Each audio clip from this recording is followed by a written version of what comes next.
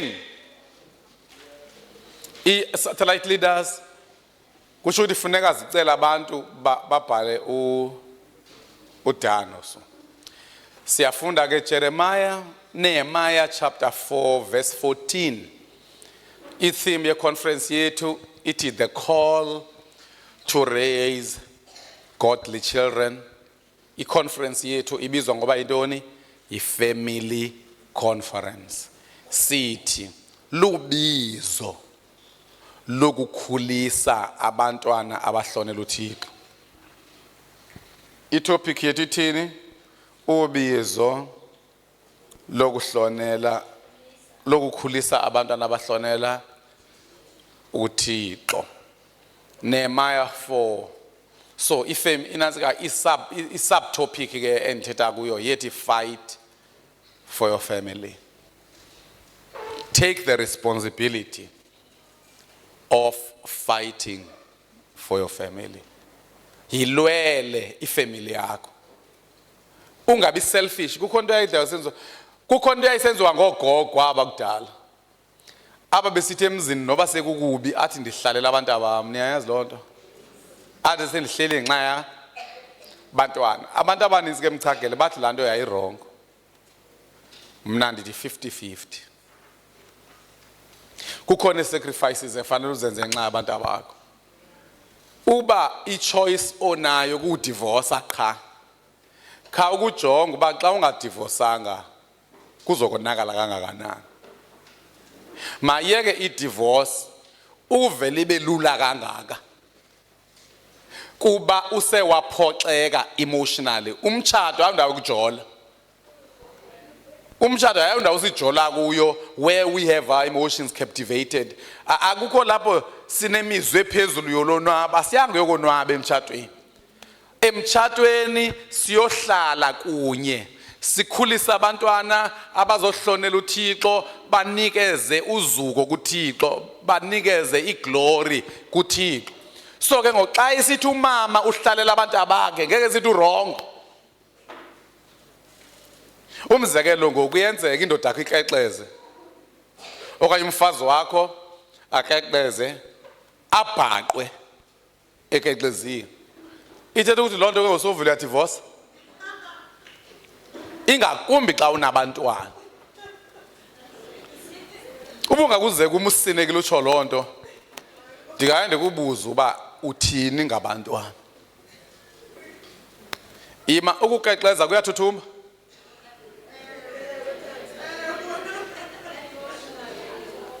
I'm seven about emotional love. I'm seven about emotional love. Andithethi ngakuphoxa. Ndithi andiyitshuba ukukexeza akuphoxi na. Ndithi kuyathuthumba na. So xa unanze uyopha. Kucaba ungathi ufe.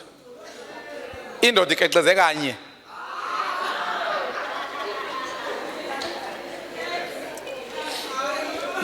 Niyazi indlela endisithetha ngayo izinto. Niye ningazi uba ndiyaprofesa sometimes. Kungenzeka ubukhona umuntu lapha onendoda eseyikexezile already qha ngoku uzawuyibhaqa uzobhaqa i-SMSs. Kungenzeka uzobhaqa WhatsApp, kungenzeka uzova ngomuntu okanye idikazi lovele ifike. Livele ifake. Uyabona indoda yakho kungenzeka ikexeze once then izibone ubi wrong. Then ithi ilale elidikazi. Isobilalile elidikazi lizomblackmaila ngento ethi nizomxelela umkakho. So afanelanga belolo hlobo lomka wena. Because into ezokwenzeka indoda yakho nguzonyanzela ikexeze impela ukuze ungaxelelwa. So umbuzo ke ngokuthi uncedile noma cha, make ngixothile ndiyitshoyo.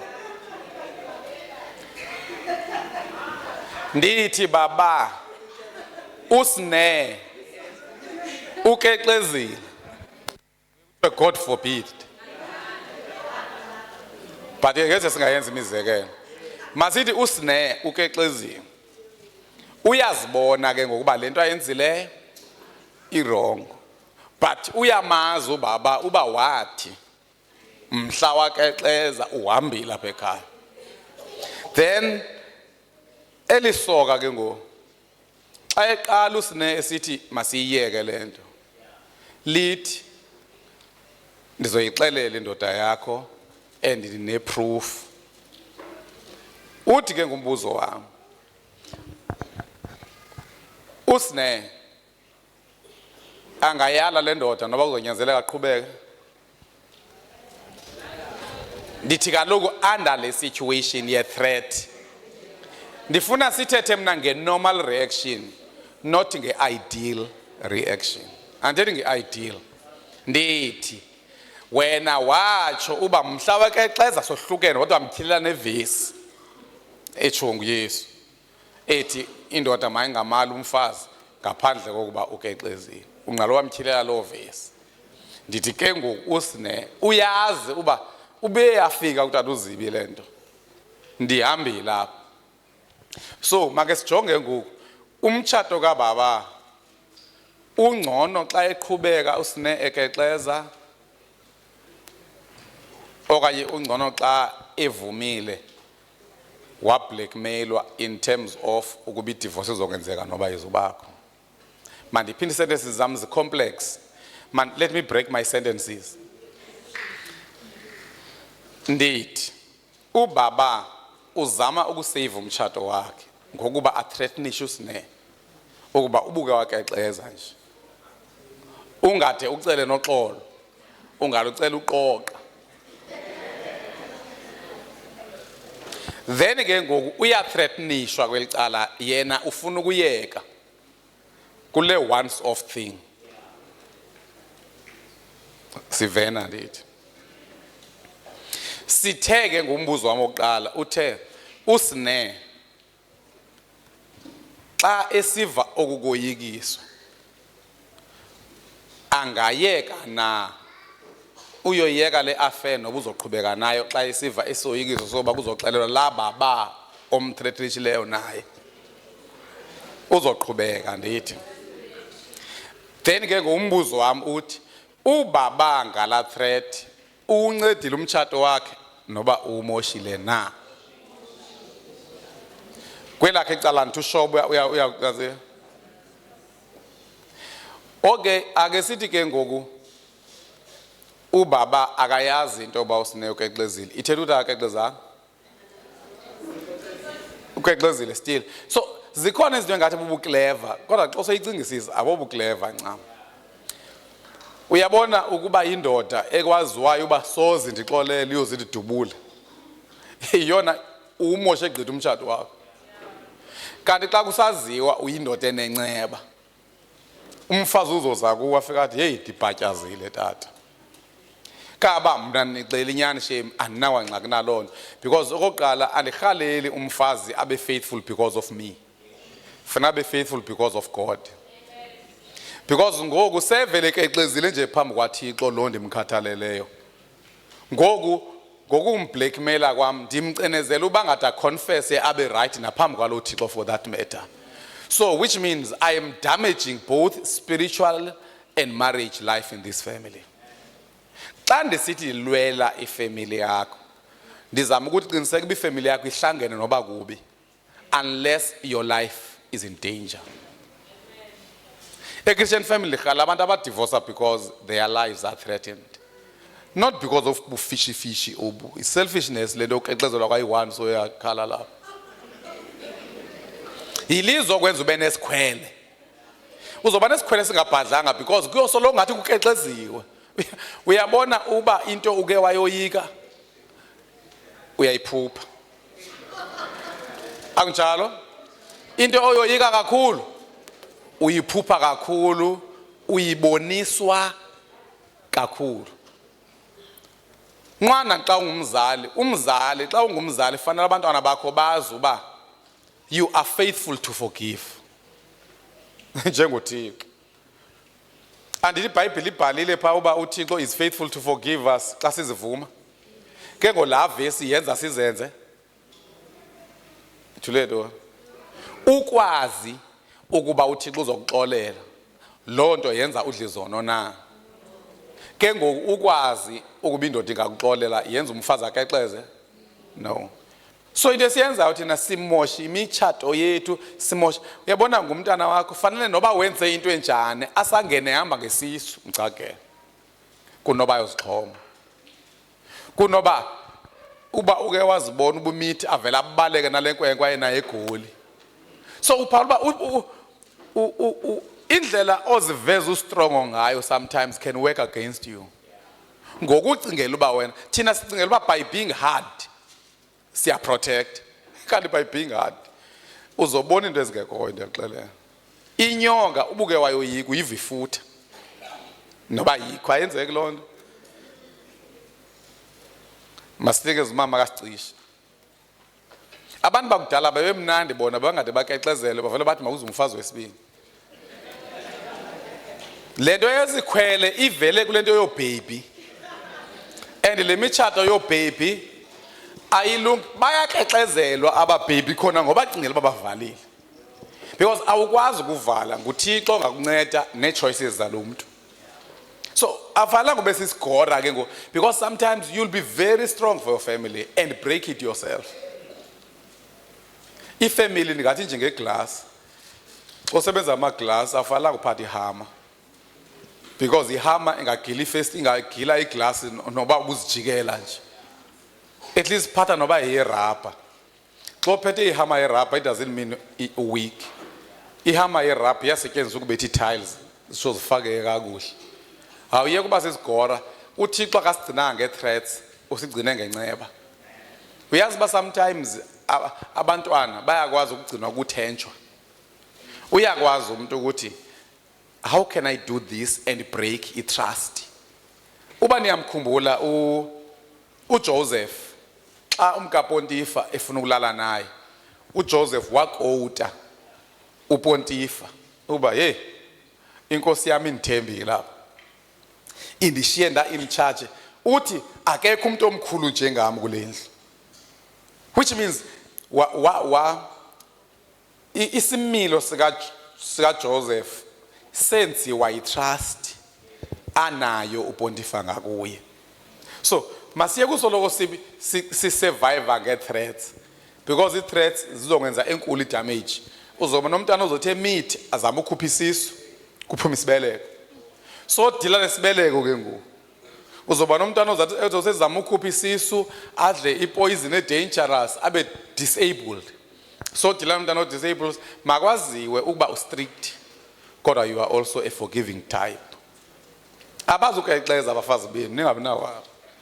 Namadodenu akazukexeza and ubebevele ezokexeza azokexeza noma ndiyitsho. Because akutheli ukuthi bonke abantu bakexeza abaqala bevala intshumayelo. Ningandigezeli lapha. Nanti niyabaza abantu abaqala ukexeza bake bayivala intshumayelo ndishumayela namhlanje. So ningandigezeli nithi ndivule isango lapha. Cha into ebalulekileyo sithi make lingavalwa isango like livulwe umuntu akagcinwe iCharacter. Abe njengo Paulos noSilas utho Paulos noSilas avuleka amasango. Yavuka ijailer ithi yabo xa evuleke kanje bahambile but hayi khululeka sikhona. Kufanele ube nomfazi othi andizukexeza even though indoda yami. Andithethi ke open relationship. Ndithetha ngoba ube a forgiving husband. Kwazi uba abantu they can count on you. Abantwana boyiki amagintsa ngapha nawe uyoyiki wokuginsa ngapha. Mama Sicishe. Amen tata. Yes. Ngiyayivumela lento yokuthi before bekuthiwa ubaba uma ehlupha engenzi kahle ekhaya uthi wena hayi ngabe ngiyagoduka kodwa ngenxa yabantu abami ngizonyamezela kunje. Yangenza ke nami tata leyo nto. Ubaba wakwami wayenamantombazana amaningi ethandana emsebenzini ehlalisana bekhona nabanye ngaphandle. Ngangithi ngiyafuna ukugoduka ngenxa yesimo engangisibona ngithi mangithi ngiyabika ekhaya athi ubaba phela mntanami ke kungihlanzisa izinkomo zakwaHlabe. Ngahlala ke tata ngagcina sengithi kubaba hayi kunalento ukuthi uvela ungabuyi noba kuphela inyanga la ekhaya kubonakala ukuthi ubaba uyasebenza ngcono ubuye naye sizodla lonto ozosinika yona. Amen tata.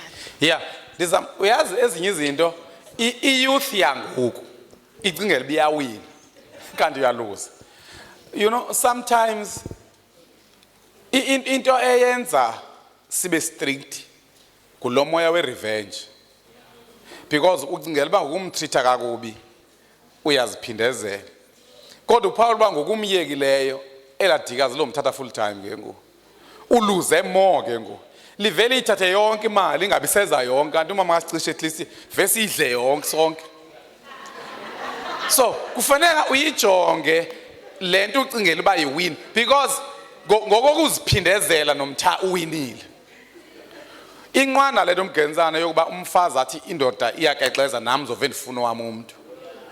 Into endiyibonayo mina uzidamage more, but emotional uva kakuhle. I think fanele izinto ungazenzi nge-emotions uzenze ngengqondo.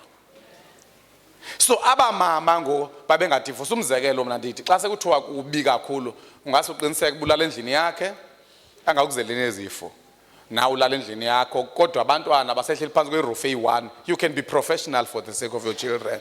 Into endiyibonayo apha ii-emotions ze-couple zizona zibekwe phezulu kakhulu kunabantwana aba-helpless. Now uthi umbuzo wami ke ngoku, if ulandela imizwa, are you fighting for your family? Because kufanele utsho uba this is a fight I will fight for my children. Ndizawuyilwa lento. I-divorce mayingabi lula kangaka ebazalwaneni. Ukeqezeka i-one le ndoda yezi ihamba ngamadolo kumfundisi ingazuphinde iphinde, so uyayidivorce wena.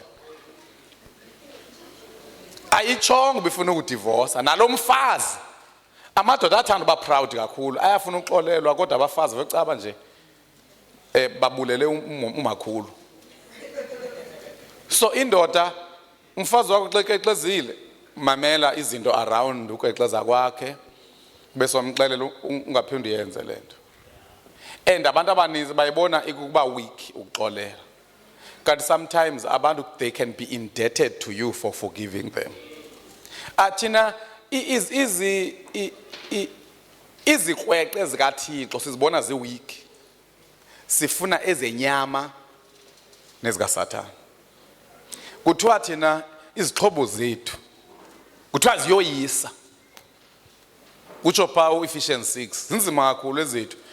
Mbetha nge-forgiveness aphambane, aphambane agijima apha emva kwakho ongathi umdlisile, umwine nge-forgiveness. Sometimes when you fight someone who's fighting, the fight becomes so sweet to them. So ifuna ke ngoku wena ungumzalwane ungadestroy your own family ngenxa ye-sex qha. Upaba le ndoda nalo mfazi uright ngento zonke usewaphazama nje apha kwi-sex. So uphambene kanti kutheni? Are you just a sexual being? You know, in life bazalwane there is more to life, because into emoshakeleyo apha zimbini, i-sexual aspect ne-emotional. And izizo zombini ezimoshakeleyo xa ukexeziwe endizaziyo, ezoba ube unfaithful sexually, wakuhetisha ngokwasemizweni, financially usabondla abantwana, yisho nezinye, and so forth. Ke ngowena ngenxa ye-ego ne-obsession ye-selfishness nobuhedeni bapha ngaphandle umosha your family. Ngamanye amaxesha zikhona izigqibo efanele uzithathe. Xa kubuzwa usithathele lesigqibo uthi I'm fighting for my family. Umtshato xa usowuzele angowakho wedwa. Awunovela udecide ukuba just because I want out I'm going out. Inye into emayikwenza uphume xa ubona uba lo muntu lo akazimiselanga ngomtshato, uyakexeza and une-fun, he is making fun of it, iyi-lifestyle yakhe.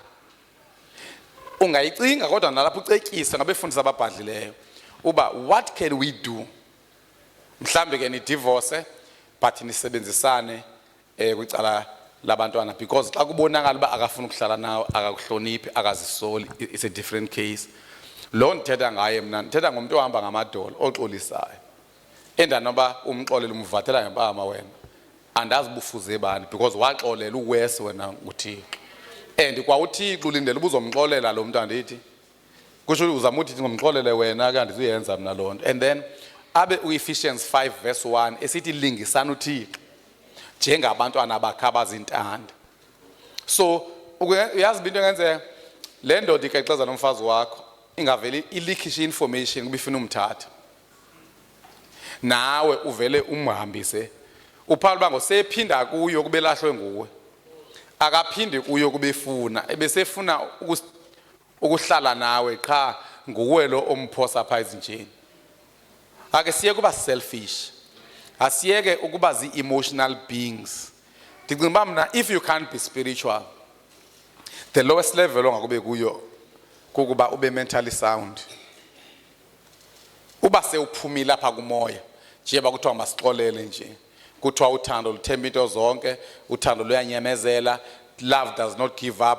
Xa sowuphumile kwezi zikamoya izinto, at least khawume kwezengqondo ukuba who is losing xa ndivele ndimnikezele kweli dikazi.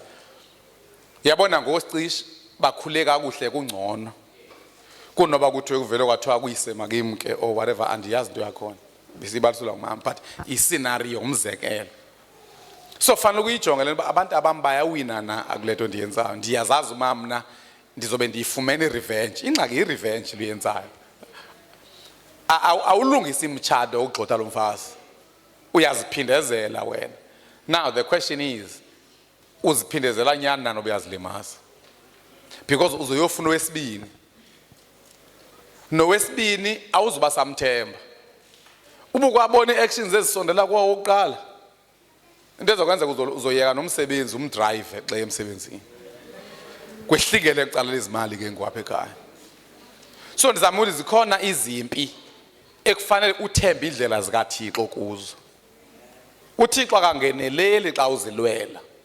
Uthe uThixo impindezelo yeyakhe. Wathi abantu abakuphatha kakubi baphathe kanjani wena? Kakuhle. Umfazi okexeza ukuphethe kakuhle nguphethe kakubi. Ke ngothiwa mphathe kakubi. It should be Romans something. Unkosi uzoyiveza ithi overcome evil with good. Uyabona umzekelo mna nje bandithetha apha ndiyazazi basoze ndakexeza. Kodwa andizubeka izithandathu zami apha ndibeka iBhayibhile lapha. Ungadivorce kuba uziphindezela. Divorce kuba umbona uba akasekho interested emtshatweni. Noba idivorce iqalwe nguwe. Kodwa uba noba kusayine wena wathi ndifuna idivorce, kodwa uyabona uba nguye ongafuna usebenze lo mtshato. Then that's something different. Mchakele then okay masiqale kowa online because khawulezi sithekale le nto. Fight for your family. Yes. Amen, Tata. Will it be the same case xa esi senzo senziwa ngumuntu ongumama? Wonke umuntu uyaxolela. Hayibo isex kamama yehlukile kwisex yendoda na? Because kaloku into ebangela uba umama kuthethwe kakubi ngaye yilento uba i-cultural ngokuthi uyi-possession yakho. Into kaSathane ke le uthi xa itshongo loo nto le. Kutsho ukuthi naningathini nina uba naningumprofethi lokho avathiwa matshate nesifebe. Evele izala umntwana iphinde ihambe emadodeni unqala uyayazi. Ukuthi uThixo mtshate ndifuna uve le ndlela uSirayeli andihlupha ngayo. Akuzozifebe ke sisithetha ngaso. Kutheni amadoda asoloko enehapha hand ningcono ngani? Le nto kucabani na anikexezelo. Intoni lengcono ngayo? Abafazi nibadalile. Ongathi uzondasebenza nzima nimakha lo mfazi. Sanuzenza ngcono ma. Sithe makexezwe? No. Niyandazi uba ndiyamelana nokexeza. Kodwa xa sekukexeziwe masingabi zizidenge. Sivele sidlalele esandleni sikaSathane, uSathane azenzele unothanda esebenzisa ii-emotions ne-ego. Okay. Amen Tata. Andikho Tata kwanye na ungayikhumbula wena kodwa amazwi andawa akhona apha enhloko. Engathi ikhona indawo eBhayibhelini Tata ethi umsi apha ngamazwi kaThixo. Umsindo wendoda exexezelwe ngumfazi nami ndinguThixo andikwazi kuwunqanda. Ikhona into ebunjalo kodwa Hayi ke khawuyigugulishe. Tata khona Tata. Hayi ke noba ingakhona. Kaloku nobuthi kuzama ukuveza ukumatha kwamadoda. And I don't think i-prescriptive ukuthi amadoda mahlale njalo. kusho ukuthi uzama uThixo hayi indlela amathe ngayo amadoda ngcono kwabafazi. Kusho ukuthi ndinga uThixo ndiyakwazi uku-intervene umfazi wenze sense. Because okokuqala mcakelo ifuna ke sijonge uba xa ukekezelwe koniwe wena wedwa na. Because okokuqala xa umfazi wakhe ekekezela ulikholwa wone uThixo wone abantu abakho wone bona. Kutheni wavasa isikhulu kangaka wena kanti umdalile lo mfazi. Uzothi omnye ile bengazange wakekezela noba ndingakekezela. I will always subject myself to the will of God. Mkhetsa. Hallelujah sibongozayo. Hallelujah. Imani savumisa ngivumisa. Nidla ichephisi. Kuba nisonqena uqinisa amazinyo. Yes. Damfu hayi lento ithethayo ngeke ndangcola nomnye umfo ngapha emaXhoseni kwisession ebesikuyo ngapha Queenstown. Uthi lo mfo waqeqezela ngumfazi wakhe wazala. So Imani bazala nale uzala akho ndikhalisayo. Ukaloku ukumitha komuntu akuthethi ukuthi kune isex enkulu. Xa kuthiwa uyayazi biology ufundile. Fanele wazi uba akho sex ithile yokwenza umntwana isex iyafana. So xa ekexezile umfazi wenze isex outside marriage. Then ke ngoku into yoba kwabakho results ke ukuthi nje it's just a complicated consequence. But it doesn't mean it was a huge sex. So de wethuke ukusho wenze isex engakanani ke xeda mithe. Akho sex yakumitha neyo ngamithi. Yenza sorry ukuphazamisa. So akubezele uthi lo mfo hayi that decide ba anizumdivorce umkam because sinabantwana endakakholwa lo mfo ndiyambuza ngumzalo ndaye andikholwa but ndaye ndacinga uba ndiyadivorce lo mfazi what if ndiphinde ndize komnye aphinde naye akexeze. So what difference does it make uba ndimyeke lo sinabantwana and we've built the family. But uthi ndamcela into ayenza ngowacela uba umfazi makathathe lo mntwana ayohlala nomakhulu, that is kulo mamakhe ahlale nomakhulu nomama kaNkosikazi. But into yandithinta kakhulu kule nto ethwa ngulo mfo into ethi one disclaimer ethi kodwa uba umakhulu uyabhubha kunoba umntwana angabi nakhaya angabuya azohlala nathi ngowam. Because kuye it felt ukuthi kuzobhidlika ekhaya nje aqale phansi and wayekhala ngento yoba akanayo ne-energy yokuqala phansi nje impilo. Yeah, yabona i-selfishness yamadoda amathileyo anqana abantwana abancinci ovele uthi ngokuba usewamgalelela iti encinci avela achithele utabulala nekomiki ngenxa ye-tantrums. Awunophila nge-tantrums. Ingozi ozoyenza nge-tantrums to yourself akuzuba lula to really mend it or manage it. Xa uthi uzoqala ifamily, make sure that you will fight for your family. And you don't fight, awuyilweli ifamily yakho xa kwenzeke into ezinhle. Ixesha lokulwela ifamily kuxa kwenzeke into embi. It's when you fight for your family. Yonke enye into i-precaution. Otherwise uthando lululo lubonakala kaloku noThixo umzekelo sithi uthando asithande ngalo lelokuba ncama unyana wakhe ukuze sixolelane naye singadeserve uxolelana. So uthando olukhulu lubonakala xa kubi ngaphandle uba ufuna ukuhamba. Umuntu ofuna ukuhamba uThixo uyamyeka. Nawe asinothi umfazi egeza efuna uya kulaa ndoda sithi mhlalise ngenxa yabantwana. But ndizama ukuthi mina mawungavele uthi usofumana iproof ivele ibe i-reason leyo yokuba ulantukile.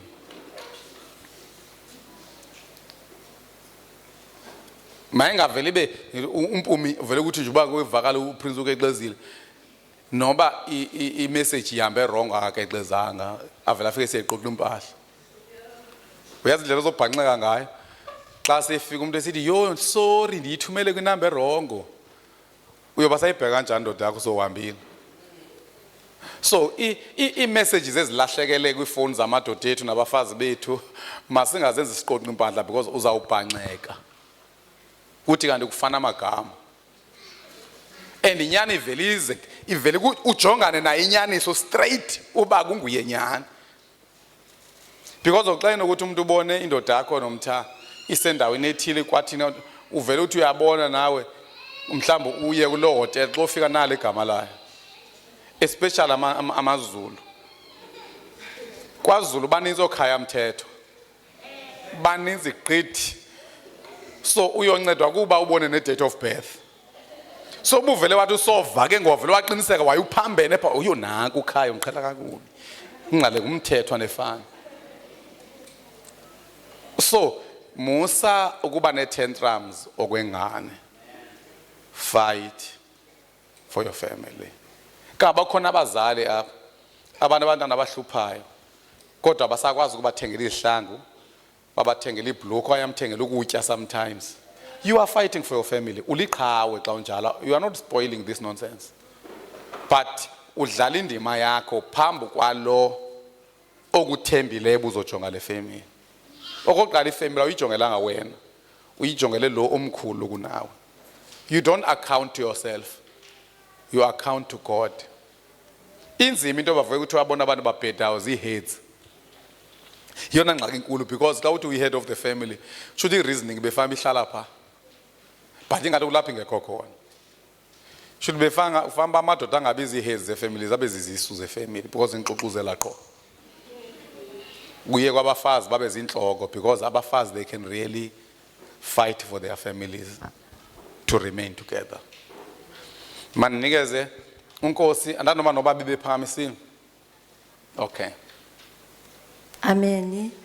Okay, okay, ngathi kuqala this is a very good teaching tata then inkhumbuza okay wathetha doke ndingazuyibeka exactly ngendlela owayibeke ngayo ngoko about setting a conducive environment yoku receive any kind of truth I think from ngangabantwana ke or spouses or anyone or close kuthi uba nyani uba inkosi ingasinceda siyazi kuqala uba izinto ezi-emotional zibhlungu nyani but asino driver zi-emotions because njengoba esitsho utata ubana if ever kuthiwa kwenzeka into check the merits uba bekwenzekeni because okokuqala if we look at umtshato into kaThixo number 1 number 2 usathana uhleli eyilwa uzofumanisa into yobana you are this lovely couple umtyhole befuna ukungena not that ispouse sakho singcolile qha siye salingeka ke kudla ukuthi into yobana funeka sifuze uThixo in terms of uba sikwazi to forgive so sixolela apho bekubhlungu akuthiwa kuzoba mandi ba yo hayi ke undirexezele ke kuthiwa mandikuxolele kuzobe kubhlungu vele but uzofumanisa I mean xa ubona I mean awunohlala ke nomuntu ozimisele uqhubeka ke arhaqalaze and all that but nje ingathi ifuna sikhulele singabazalwana and sikhule emotionally kukhona into utata wayidla ngokuyitsho into bana i-emotions they follow ingqondo indlela ocinga ngayo so nyani if khona nale teaching ebesanda ukusifundisa ngayo yayithetha ngantona but it was about into ye-temptations leyo bana ucinge scripturally and don't but ngokwe-scripture nangokwe-environment kuba izokwenza ntoni lento in my family and everything so leyo ba uvele yonke into uyithi nge-emotions uzofumanisa uba xa sowuhleli nobe bekuphoxile lo mntu it's not like he was too bad yebo ebe-tempted then uzophinde alunge so ndithi ke xa ndisummarize I think ifuna sikhule emotionally sizishumayeze because ke xa singabazalwana kusithiwa we should imitate Christ xa umuntu ekumoshile funeka sithina awumxoleli kuba enze ekumoshe I mean every time umuntu ekumoshile nokumoshe ngantoni ukumosha kube buhlungu so xa uzomxolela awumxoleli kuba enze engcono kunenye then ke ibe indaba yakhe noThixo ke if umuntu ufuna ukwenza isidenge yeah umbuzo omkhulu ngothi fanele uzibuze xa ngonto ba can I handle the truth okanye kuze ndiphile kakuhle mandifihlele zonke inyaniso that are there. But the question is, into yoba ibe ifihliwe into ithetha uba yenzekanga, yenzekile, then uwine phi? Uyazi uba xa umfazi sengenwe le ngqondo kaBaby nendoda ingenwe le ndoda ile ngqondo yoku-own umfazi, umuntu uthi angxamele nabantwana abazelwe ngafiki xa sekuthi uyiqalile umuntu le nto. Ndirhala i-Christian family mna, abantu xa bezoqala ii-families apha baqiniseke bazoyiprotect, bazoyilwela ifamily yabo, awulwele umtshato wakho umntu. Singavele sibe ngala mabhetye la esingawo.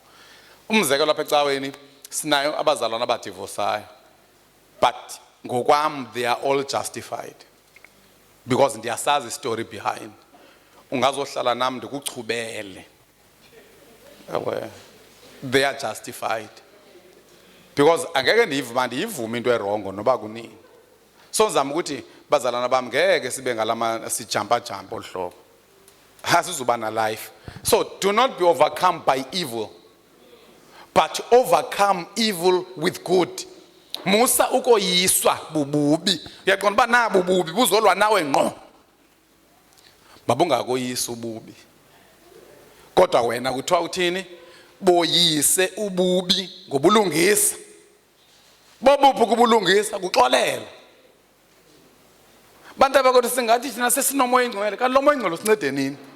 Sehluke ngani kwabantu bachisana ngeacid pha? Kanti umoya ingcwele bengafanelanga ba uyihelpa, ebengafanelanga umoya ingcwele ubuyasinceda. Indoda mangabe yakho yodwa wedwa, yazi uba indoda yakho but nguyise wabantwana bakho. Umfazi mangabe usum-owner wedwa, yazi uba lo mfazi uphinda abe ngumama wabantwana. If kuzobhidlizwe elikhaya, malibhidlizwe becingelwe abanye abantu. Umuntu ongakholwayo uvela wasebenzisa ingqondo nje. Uyabona le nto izoyenza iyona inzima kakhulu kunalese yenzekile.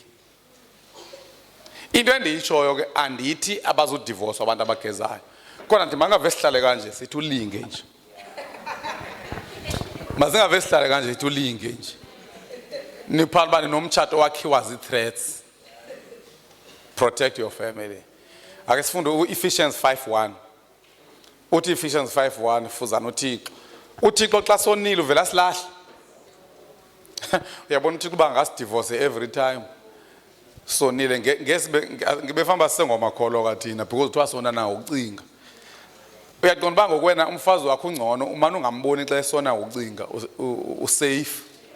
Kodwa uThixo zonke izono zethu uyazibona, naxa ucinga into embi naxa urhalele into embi uyakubona, kodwa still aphela aqhubeke nawe. Imitate God therefore in everything you do, even in handling unfaithfulness. Okokuqala la verse ithi indoda mayingamali umfazi, le ku Matthew 19 if I'm not mistaken, ngaphandle kobukeqezile. Itsho kwisitshofu esifuna ukudivorce. Funeka uyijonge context pha mthakeni. La context akungoYesu ezincokola nje nabantu malunga nomtshato. NguYesu eaddress abantu abafuna ukudivorce abantu. Bathi nje wasivumela nje uMoses uba masidivorce. Anqanda uYesu. Avela athi hayi ke uba udivorce umfazi ke elokugqibela ndithi uba umdivorce umfazi kodwa ingekho sizathu sakuxexeza kwathi. So ngizama ukuthi fanele wazi bapha Jesus was dealing with stubborn people who were keen to justify a divorce. So isingathatha ngoba iscripture silindele uba ndizomdivorce nje abe unfaithful nje. Ulwa akasakhetha amashame. Ingathi mina nje ngeke nje alinga pha kum. Ngiyancokola la. Okay, senze songena kwi teaching ke ngoku. In a notes, otherwise teaching le inspirational. Tintin. Oh mama, they can really fight for their family, keeping unity by forgiving each other as long as ibona umntu uburongo bakhe exolisa futhi. But if he or she is not interested ngomtshato, divorce him or her ke kulo point. Hayi nami ngeke ndibe against because sevela akekho mos. Until lo angazisoliyo sevele utheni? I mean, i-effects ze-divorce sezivele ziyenzeka. because abantwana bamisisha already, abantwana bafumana isondlo, so ba witness ingxabano is even more detrimental to my family. Ndizoyiprotect ifamily yami ngokudivorce. So naleyo, that's why sithi i-divorce mangube i-resort yokugqibela ozoyithatha so uthethile nomfundisi ozobe ngadivorcewa ozobe ngakexezelwanga yena. That's why ifanele uba nawe xa eza kumzalwane ekexezelwe suvele umcebisi ngathi ukexezelwe wena. Yiba sezingqondweni wena wazi ba mna shema ndikexezelwanga kwamna ingxaki yakhe lesijongene nayo. Because buke wangena pha wa subjective. Kufanele uvele uxolisa uthi hayi nami mbhemi sendinguwe ngoku. Cela sizama omnye umuntu. Yeah. Ikhona ingxaki. Imitate God. Masiyeke Nehemiah 4 is it 4:14? Ayi le verse benivezile lapho ma. Kuthiwani pha after I looked things over I stood up nguNehemiah nguNehemiah lo wana. Utsho kwenye context yokuba wayekhathaze ilanto yenzeke eJerusalem. Uthi ke after I looked things over, I stood up and said to the nobles and officials and the rest of the people, don't be afraid of them, abantu balwa nathi. Wathi, remember the Lord who is great and awesome, and fight for your families. Fight for your sons. Fight for your daughters. Fight for your wives. And fight for your homes. So vele ungene emtshatweni kuba ufuna uye eRobben Island. Umtshato yindawo yokuyolwela. Uthi yabona ndiqalayo ke ngo ndoyilwela. Khona omnye umfo. I hope andimanyelwa. Caca kuba ke kukho into asolwa ngazo endingaqondi ukuzenzile andazi noba kuthi umfazi wakho uvele wathi mina ndasuka le ndizokwenda. Uthini? Ndasuka ndizokwenda andizazodlala lapha. Andindawo ndizo baba ngasothi abantu uvile uba kuthe hayi ndivile lonto kodwa into enzoyenza apha ndizokwenda because into ezokwenza idikazi lo mthatha very easy umyeni wakho limali ukuthumelela iproofs zoba bebe together uphambane and destroy your own marriage. Kanti ngamanye amaxesha befamba uthi yazi uyadlala lo sisi ndizove ndimthumelele niyakhumbula ibali lempuku enanexalela lona impuku ethiwa yayisemngxumeni yabaleka ngene emngxumeni then wafika umuntu wayihlaba ngomkhonto xa ehlabe kuyo ithini ihleke uyaqonda bihleke ivinhlungu qha yenzela yena ngazi kuthiwa yayithi sohleka awukhupha qonda ba uhlabe ecaleni xa ehlabe ecaleni ikhale kakhulu impuku adahlabisise na hayi. So ndizama ukuthi nawe idikazeli malike lithi xa lithumela lo myeni wakho ulithumelele bheka athi hayi uyadlala umyeni wami ndimthanda gqithi sihlele kamnandi kwathina ngokuthi uthumela iselfie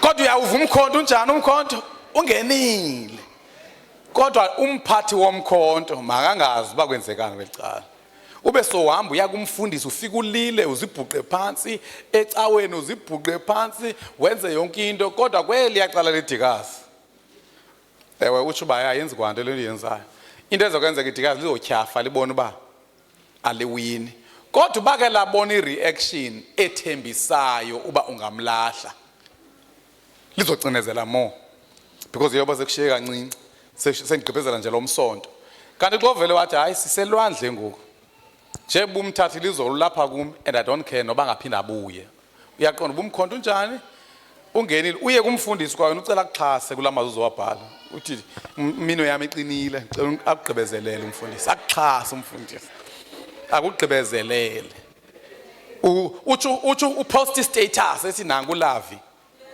kodwa uyawuva umkhonto ungene liyatyhafa idikazi kapha liyozama abanye abafazi abaheyizayo then usavile umtshato wakho but ulwile xa usilwa vele uba head xa usilwa vele uyophisa andibazi abantu abafuna ukulwa bashiyeke bengadumbanga mna khona omnye umfo okwesikolo endangefunda kuso le elalini owake waya le eMaluti ndandifunda leke bona bezodlala isport lento yokunyuka baya kwi-region, district and so forth.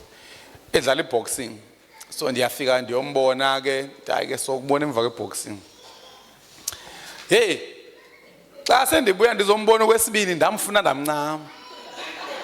Andisamboni emva kwematch. Kanti ukhona qha ubuso buthande ukondleka kuna before. If you fight for your family, expect pain, man. And uThixo ukuthembile ubuzokuyilwelele. Abafazi amadoda enothathelula kanje ngamadikazi nabafazi beni bathathelula kanje ngabafana, man. Uyazi omi uzovele athi ngokuyiwe elunchini avela 49. And mhlawumbe indoda yakho izimele nje yona avele afford ngendlela ezocompromise athi ayifake kwi-status. So yaqala upha nifota kanje kanti xa niphumile. So lamadikazi ayanazi bani kufaphi. Ayakwazi baxa icofile uzodlala umtshini. And ke lo xesha usakutesta uba lo mtshato wena ustable kangakanani. Akakayithathi le ndoda. Usatesta nje uba uyile nhlobo egxuma angasebenza kangakanani xa efuna ukuchitha. And indoda yakho kwelo xesha ayimnikezi kwa chance. Indoda yakho uyabona nayo ba hey ingathi nguAmnoni noLansikala ngoThamara ngeke ndiyichole le ndoda make ndithinta umfazi wakhe. Afota yame ngobuso. Khona ngwangakholwa siyayamana ke thina becana sinangxaka anitsholona. But liyami idikazi libe selishaya iselfie lithi umphathi wami endimthandayo. Uqala ugxumagxume uthumela inhliziyo ehlabeke enasike phakathi ufake ubuso bakho nenhliziyo athi iyasebenza kanti ifuna ukunyamezele lazi idikazi uba liza kumba xa lithatha le ndoda. Nendoda yazi biza kumba xa thatha lo mfazi. Suvela usignale kwangoko sukhawuleza uindicate bokhawuleza babona buyajika. Sivene fight for your sons. Kuqala kwathwana iqala fight for your families. Babe sebechazo. Fight for your sons. Fight for your daughters. Fight for your wives. And fight for your homes. And iphawule into yokuba noba ungumzali ukhompyutha nepeers zesidinga salenkwenkwe nepeers zalomntana kodwa thuthisana nabo. Sukhawuleza unikezele umnikele kubo. Ngiyaxhuthisana nabo noba basabambe u70% uphathise ku30. Uyabona ndiyayiluza le battle. Kuyokwenzeka ukuthi uThixo ngenxeba yakhe kuye uyozibona sombambe 50-50. Uthi uyambona umntana wakho sekungu70-30 bayabephuma kancane bayabephuma kancane. Fight, and when you fight expect pain. All right, masiyeke siye kwinotes ke ngo sizoba zama fast. Amen ngapha. Amen ngapha. Amen ngapha. Nisakufuna ukushada?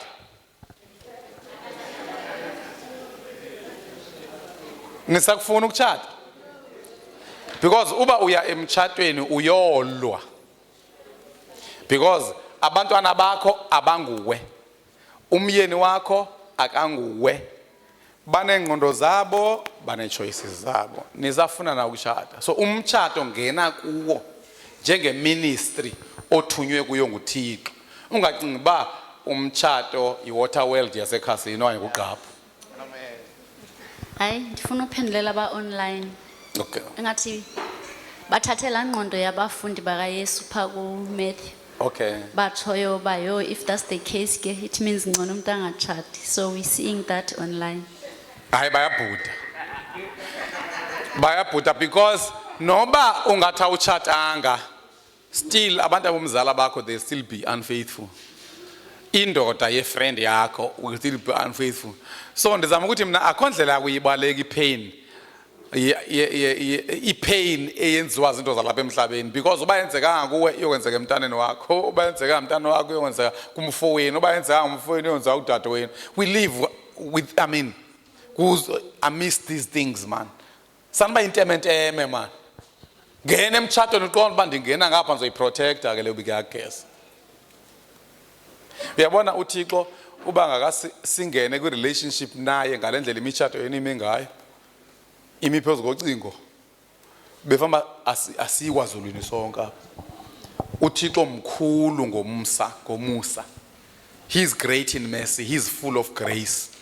Ndirhala mna ke ngicela uThixo akanicaphulela intwana yegrace. Kenzani? Amen Yebo. tata. Cha ke. Hayi tata kule nto iyithethayo ike yandehlela. Na bekungakokufota ke ngutata. Cha kuyandibeka kwimeko endiyibona ba iyandiphazamisa. Friday sihamba nomama sisemoto siyothenga into ziyosithenga phalethi basemakhwandini. Ndihlele emotweni ngangingomntu uthanda ujikeleza ndiyakuthanda udlala emotweni. Abekhetha izinto zakhe azithathe ezibeka. Yes, ade ayigqibe mina ndihlale lapha. Kuphuma sisuthile ngoku. Njengoba ndihlala lapha emotweni. Eze ngaba sisibazimisele nyani. Ayizo futhi siswa abantu angazi into eninzi afika ndilokhanga abanye ngaphakathi avule ucango angene ahlale. Xa igqiba ukuhlala lo sisi animbonanga umama nama ndikoyanga into nje. Ngicabanga ninaye bembona lento bebelandelelana. Athi xa ijonga lo sisi abona hayi yake angathi ayinguye nje lo muntu aphume baleke kwapha emotweni. Ngoku ndiyayicinga apha ngaphakathi. Oh ufanise imoto Ufanise imoto yena wavelwa nishura uba yiyo le yonke into yakho. Ngoku xa sephume baleka kuzofuneka ndiphendule xa ephume baleke ngathi uvula wabona uba mama uchaza ukhona naye. Ngoku le imeko ndibeka kuye bathi mandimncome uba yena mhlawumbe ndiyena fama umbonile kanti nabe belandelelana because nyawuthe xa igqiba ukuhlala nje wahlala phantsi avala ucango ajonga udriver hayi bo udriver wamnyama kangaka. Ndizawuphendula lapha ke kuba lo muntu ubalekani. Angcono uba yena beyiqala igqibe le nto yakhe uba kwenzekile imistake ngoku xa ivela abaleke Ya kuzothiwa ulahlekile ukubona uba ngwe ubalekani. ubalekani ke ngoku Ubalekani. yena mncomba ke shem naye ke uyayibona le meko umama leni bayi andimazi ngomazi lo muntu. Ye isikhwele sizokuphambanisa isikhwele. Uyabona into lengaplanwanga umuntu. Kodwa angachaza ncame ihlala ihleli ukhono wakwabaleka napha endlini. And into ezokwenzeka ngoku umama uChage uzoxa efika emsebenzini uvela uSathane azise usisi othile kwenzeke lento. Uba yazi indoda yami indlela endigezela ngayo. Ndifike ihamba nentombazana apha. Xa ndinansika le ntombazana ave yabaleka avela athi umama uChage I can relate. So that's why ngithi mina awuke uye kuphila kwi-emotions awukuphila engqondweni into ezokwenzeka you'll be very unreasonable and unhappy. Ndithe bendisho kwi-regional meeting ndisithi xa kuthiwa uthemba umuntu i-trust ine-risk awukwazi ukuthi ndizokutrust ndinga-risk because kufuna ndiriske uba ungandibhanqa. Uba ke ndalumkela ukubhanqa ndizawuve ndiphambana mandiriske uba ngandishayashayo umuntu then ube sothemba uThixo ubozokuvezela lento ushayashwayo ngayo susoloku kulumkela kakhulu ukushayashayo uthi uhamba uphejana nefoni usenza yonke into uzobona into ezingezizo ezi ucingela ubuyazibona and abawudlala ngani amadikazi. Alright ndiphendule kakuhle ngo babi noma babuyile ke naba ngosiyachata eChristian family Jogi uJogi uvela phuma phandle kwayena wavela ibale kuzobuya kusophela le topic. Uyabona ubukweva umzalwane esithi mina I can't stand lonto yaziba angomzalwane lo kumuntu nje ozecaweni umzalwane ufuza uThixo. Masiya ke number 1 aspects to fight for efamilini yakho zi8 ndiri so jongana neaspects eziyi7 efanele uqiniseke uba uyazilwela efamilini yakho. iSunday school make sishayile izandla ifakaze kama upapa ndikuvile ke so into enzoyenza ngosonyusela ngosothi umuntu mathatha ipoints zibe mbalwa acacise kancinci kodwa ke iage yenu iyanivumela bani benizibala basishaye zoyi9 zoyi11 I mean into zayizolo masiya ke i-aspects efanele uzilwele efamilini yakho andifuna sibe vague and general. Masiya ke thin Yabuzwa xa ungumntwana ke ngoku in this situation tata, do you tell on your parent xa cheater ube usure that the other parent is not aware of lo mkhuba? hayi amxelela phela. okanye uvele wenze ingathi awuboni Hayi, and akho nto uyabona. uyazi. Uyabona nje. Qala ujonge uba unyoko sisidengena nawa sisilum. Kuba sisidenge uzovela kugalela uyihlo ngamanzi ungalingi umxelele. Ungaqala uyoxela umfundisi. Ukwenza baqale kujongwe kuqala uba awubonanga kubina nawe. Wena ungumntwana. Because ungenza kube yafanisa oqala ingqondo yakho isencinci. Ngaphandle bake umuntu omdala landibuzayo but izinto apha emhlabeni ziyafana abazalwane. Hey, ziyafana izinto omgenzana. Yabona ngole kaMcagele ifana nqwa nendoda esileyo. Hayi ndiyeva uba ubhidekile okokuqala mina zange ndayiva into umuntu ongena emotweni erongo. Athi angena ahlale. Ndiyakuva ke kwelo cala ke uthi sede wahlala ke ngoku ubalekana kutheni engemini ndicacisele. Ubalekani ke ngo. So yazi zininzi izinto ezingathi. And uba uzoba ngumuntu ensecure uzoba mbi umtshato wakho lizoba libi ikhaya lakho because zawusoloko zikhona izinto kungathi ku. Yabona ngoba indoda yakho mhlawumbe izolo ithe yonakalelwe imoto kwabe sekulahleka imessage ethi we had a good time last night baby. Ibe indoda akhange ilale ekhaya. Ithe bekugqaphuka ivili yalala ehotel. Anti xa imoto yonakele mos. So nibalisele. Niyayazi kodwa ke kongeza. Imoto xa yonakele ufonela abantu bewarranty. Uba sekuvaliwe and yonakele into enkulu bakubhukhela ihotel ekufutshane ngemali yabo. Anti niyayazi lonto. Benayazi? That's why xa unemoto ufuneka ibe newarranty imoto yakho noba indala. Ne-insurance at the same time. Ingathi insurance ezininzi ziyayikhava loo nto. Uyaqonda uba ngole ndoda ithe konakele imoto then yabe seyilale hotel ethile then kungena le message ke ngoku. Yabo uyafanelana le nto. I-trust Zake sancokola nonkosi uba i-trust iphendula imibuzo engaphendulekiyo. Ikhona imibuzo ongacacisa uncame ezothi ukuzicace icaciswe kumthemba. Ubomba hayi manje vele ndiyeke kuba ndimthemba because akho explanation enough to explain this. So kusho ukuthi ke ngofanele nina ningabazalwane ningabi ngongcaka abachophe phezulu because zikhona into efana ziphendulwe kukumthemba umuntu. Umzekelo ngapha ecaweni kuba khona abantu othi xa umbone ngafika umfundisi xa kufonwa ifoni ingene ku voice mail uphendulwe i-reputation yakhe ukuba hayi bade batsho ngesingesi bathi I'm sure there's an explanation. Ndisho xa ndiba kwaxa ufika naye awufika ungxamile uthi kwenzekeni. I-trust iye yakuphendula ngexesha ubunge kuphenduleke kodwa ngamanye amaxesha noba ngacacisa umuntu zikhona izinto ezizophendulwa i-trust qha.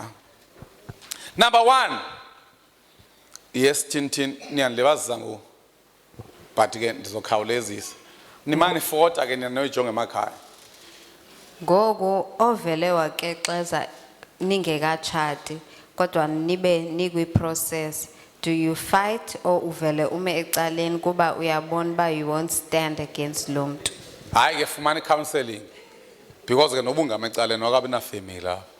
Yeah, so I think ukuze ulantu ke ungeme ecaleni kodwa suvela ukhawuleze. Into efana yazi bazalwane uSathane uyakwazi ukuyimosha into enhle. Ubaba uyazi bakhona utata wakwabuza uba xa ubisi lwakho lungenwe impukane. Ngoba ubisi noba yithi baba. Xa ubisi lwakho lungenwe impukane orothini bathi abantu siyaluchitha tata. Ma le nkolo yakho yonakele. Uyayilahla?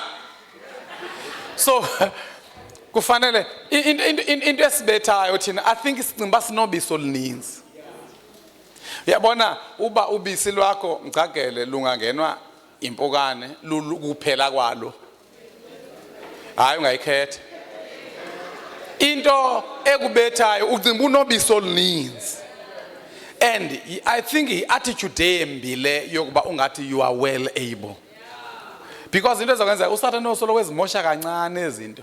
Uyazi omnye ukajika athi hayi ngeke sibe sachata indlela ondiphoxe ngayizolo nathi ndifona wangandiphendula kwangoko icall hayi ngeke sichate ngeke silungelana.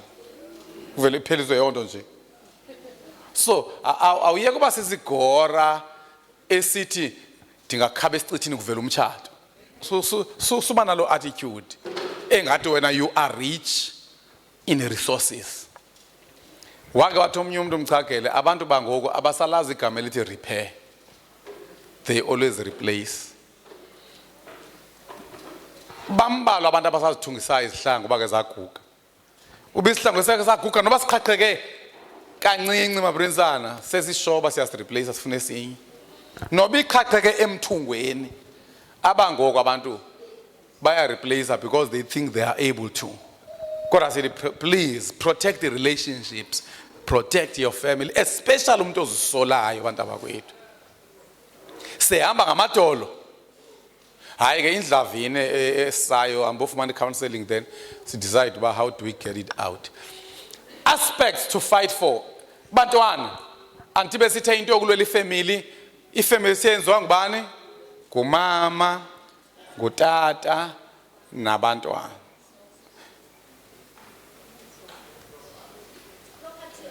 Nezinto zekhaya. So xa sithi protect your family ufuna ujonge kanjalo. Ukujonga ukuthi ulwazi ngoku unayo ifamily andithi. That is kusho ukuthi xa kuthiwa une family, it's either you have the family you belong to or you have the family oyenzileyo. So abantwana mabazazi uba bane families that they belong to, that they have to protect. And ngizothetha kakhulu ngabantwana namhlanje. Ungabheki phansi intombazana. Ungabheki phansi mfana ndini. Konakala ngoku. Susa amantshontsho.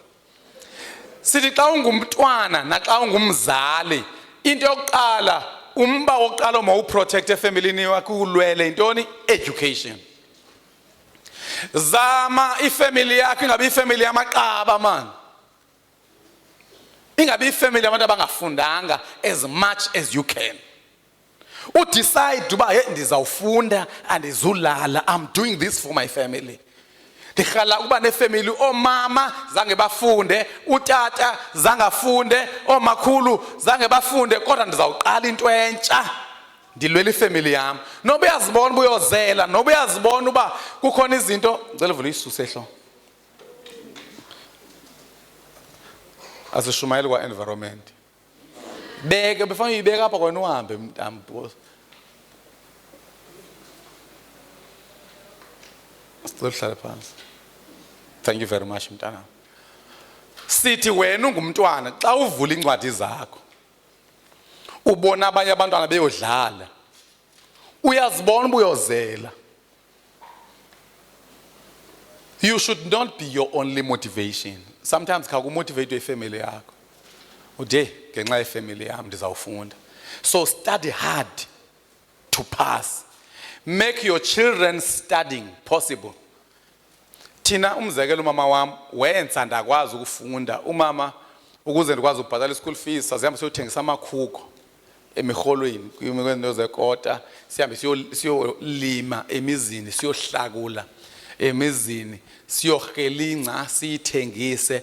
Umama wayezamela uba imfundo kum ikwazi ukwenzeka. Sivana tsimtsim antuba uqhamuza uyambona ishiso ngamalanga echebana nenca, kufe amafestile, kufe amaglass labawo. And unqabile ubathenga impahla ezintsha uba uqhamuza, yayazi lona lithi imali ebefamba uthenga ngayo impahla ezintsha, he's making your education possible. Imbi ke ngokuba uba uqhamuza ngathi ezama kangaka wena unga reciprocate from your side. Alwe yedwa la tata, alwe yedwa lo mama. Belwela ukuba nina tsimtsim nawe mfundo phezulu. Uba uqhamuza noma ndishumayela ngani ke abantu abakhethu ayikakubi beningakhetha nabani. Uba uqhamuza noma uqhamuza bagalela kwicontainer yemfundo yenu. Nina niqhophoza le container apha ngaphansi behave. Xa ndingalwi hlangabezana nabazali bakho. Niyabona mna nje bandilapha ningafanelanga mna bandifundile. ekhaya kwangekho kudla kungekho kwana sasike sidla amagqabi ekhaphetshu la alahlwayo eshop kunoba kungabhatalwa school fees kuzanyela uba singabi namali yakudla ke ngoxozovela ukuthi ngokumzali azama kangaka ukuba imfundo ibe possible wena uvele ungalwi yithi noba uyabona uba nansi boyfriend yayifuna nansi girlfriend yayifuna ukuthi for the sake of my parents abazali bami bayalwa sithi ke make it as easy as much as possible ukubona abazali bengathatha intweni bethengele umntwana lokho e-matric dance kwelo xesha akanazihlangu lo mzali uzama ukulwela ifamily yakhe imfundo monitor their studies xa ungumzali suvela ukhupha imali qha bajonga abantwana bayafundana as much as you can and ndipha ulefa siyenze nathi soyizama pha endlini abantwana bethu mabafundele kwindawo epublic bangafundele emakamereni xa sinako ukunceda because ibhedi xa ikufutshane iyathanda ukuthetha ivele come here so masizamba simonitorishe noba ufundanga kodwa khawubona uba umntwana ikhona into ayenzayo esikolo protect their studies against distractions xa ubona uba kukho into ezibaphazamisayo abantwana bakho yilwa ulwela uba zisuke endleleni ibhola iconcert imiculo nazo zonke izinto mprotect umntwana against distraction because usemncinci papa uzofakaza la nto ke nawe bethi building up the temple we are going to build that temple leya nivile kuba uyilwela kanjani educational aspect akho nto imbi bazalana njengabazalana abacula kakhulu ecaweni sikwenza mkhulu wena kodwa abafundanga into incinci ngaki ihambe inkomfa zonke emfundo ayikho because umzekelo xona 25 years ungena grade 12 ulindeni unengqondo kalo ngososindisiwe ngoku famba ubuyisa ingqondo uyozama naseThekwini khona isikolo pha esipaselwayo ekuthiwa iThekwini College iThekwini something iThekwini Christian School sasi right ngoku ngokugqibela kwami uyofunda nguna 25 years because ngoku uzovusa ikhaya lakho ulivusa ulixhasa ngemfundo yakho uba khona umfana othi ndifuna ujola nawe uthi hey ungixakekisa I'm fighting for my family noba uyabona uyamfuna lo mfana and uyi-prefect uya-ayina kanye umntakameya isibhamu esandleni somntakameya si-destructive njengesibhamu esisandleni sephara so ngizama ukuthi i-distraction oyifumana kumntakameya nomntaka-principal is the same distraction. Don't forget your family. Masiye number 2. Sithi yephi into yokuqala esiyilwelayo kwifamily? Mfundo bifamily yethu ibe ifamily. Uvumeleke lapha ecaweni uba ke xa ukhathele ukuhlala phansi ume ngenyawo phanga semva. Nanga amanzi. Financial aspect. Kwi-financial aspect bantu bakwethu ndiyazama nami. Ingathi uzama uyikhusela lapha ematikitini. I-traffic fines. Indoda ihamba iqokolela amatikiti ingqondo ayisebenzi ingathi ungafumana i-traffic fines funa siguqukile ngobandithi kaloku xa uzobhatala i-500 etikitini le-speed leyo 500 ubungenzi into ezingakanani uyaqonda uba le 500 ile siyifuna kwi-Sunday school apha ecaweni umntanakho no red i-500 wena uyibhatala kwamasipala umasipala ubengadingi inkxaso yakho so plan to provide for your family. Number 1, plana lwazi mfana wami joki mfowabo ujoki plana ukuba kufuneka ndifundile ukuze ndikwazi ukuprovide for ifamily yami. Yabazalwana niyazi amantombazana la xa ezovuma umtshato ayajonga qala uba ukhuthele na ukuprovide for ifamily akunanto akwenza nemfundo qha kukuba ukhuthele ungawenza umsebenzi wezandla you can do, you provide imali mosxa ingene ekhaya ayinagama ayilebhelisha imali uba mina ngicholo kanjani as long as you usenza into illegitimate. Learn to use your finances God's way.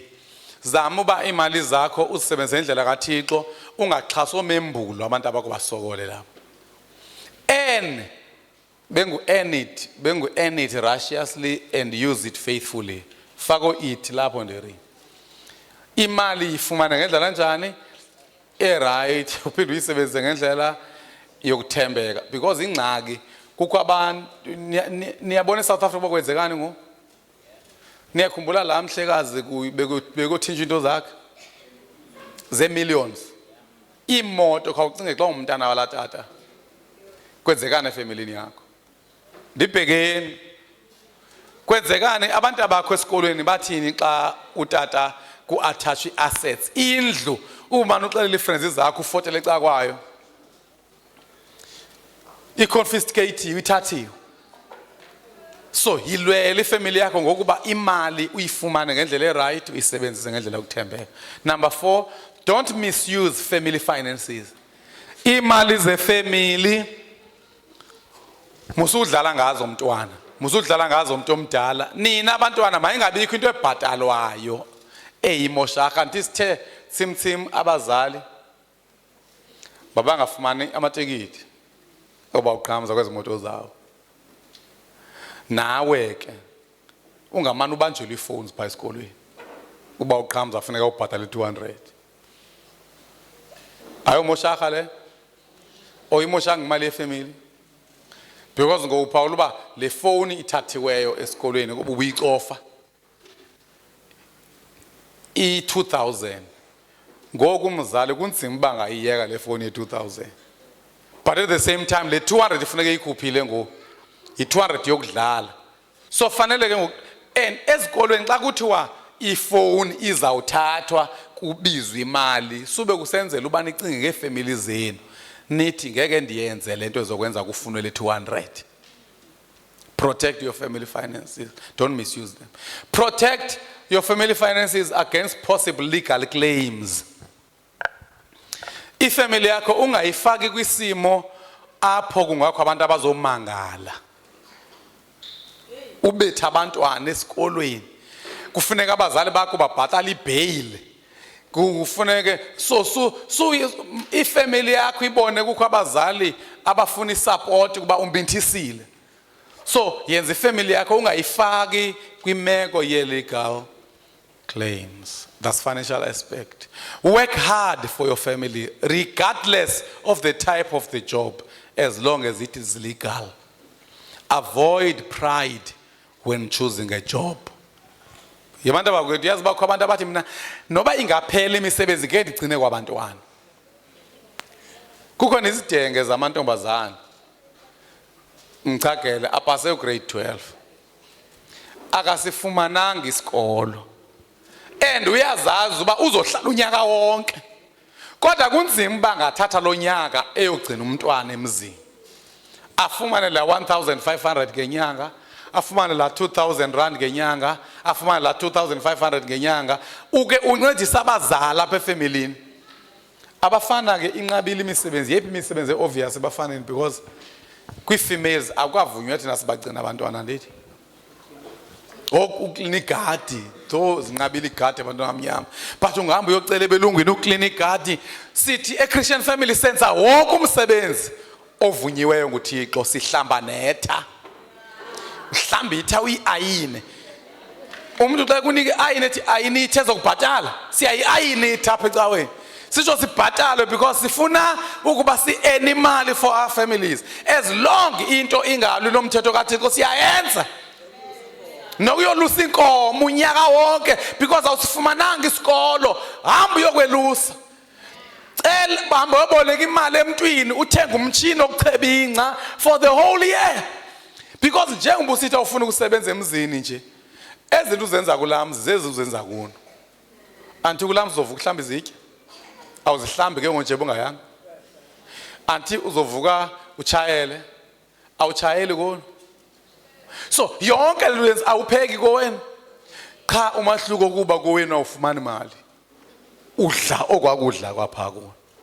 So andiyeke impakamo ma Christian family, akekho umuntu enimaze phakeme. Kodwa nditsho kumuntu one benefit yoba ndimamele, masenze wonke umsebenzi. into esingazuyenza kuyohlamba ngonyaka umsebenzi bangabi dangerous at the same time ube legal nobu legal ungaxabani noThixo nivile uba ndithi ayini ithasi yayiayini asibuza uba ayinelwane anti ayilimalita uzobanjwa xa ayinitha ayine pha xa kubuza umsebenzi wakho intoni ndi ayinitha uyenzela nto emathe kangaka ndizofumana imali.